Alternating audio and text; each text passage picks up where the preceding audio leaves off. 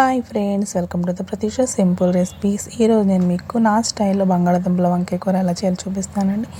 ఇందుకోసం stove on చేసి ఒక ప్యాన్ పెట్టుకొని ఆయిల్ పోసుకొని ఆయిల్ హీట్ అయ్యాక పచ్చిమిర్చి ఉల్లిపాయలు వేసుకొని ఉల్లిపాయలు వేగిన తర్వాత అల్లం వెల్లుల్లి పేస్ట్ వేసుకొని పచ్చి వాసన పోయిన తర్వాత బంగాళాదుంపలు యాడ్ చేసుకోవాలండి.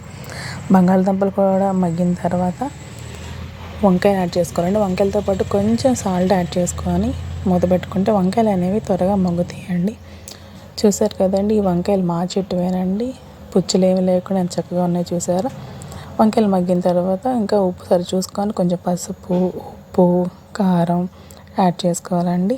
ఇవన్నీ వేసుకున్న తర్వాత కొంచెం లైట్గా తిప్పుకోవాలి పచ్చివాసన పోయే వరకు. తర్వాత వాటర్ ఏం అవసరం లేదండి, వాటర్ లేకుండానే ఇలాగే కుక్ చేసుకోండి, చాలా టేస్ట్గా ఉంటుంది. తర్వాత టమాటాలు యాడ్ చేసుకోవాలండి.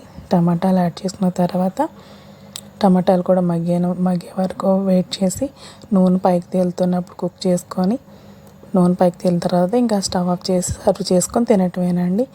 ఎంతో టేస్ట్గా ఉంటుంది. ఈ స్టైల్లో ఒకసారి మీరు కూడా ట్రై చేయండి. ఎలా ఉందో ట్రై చేసి నాకు చెప్పండి, షేర్ చేయండి, సబ్స్క్రైబ్ చేసుకోండి, కామెంట్ చేయండి. మీరు ట్రై చేయండి, అంతే సింపుల్. బాయ్.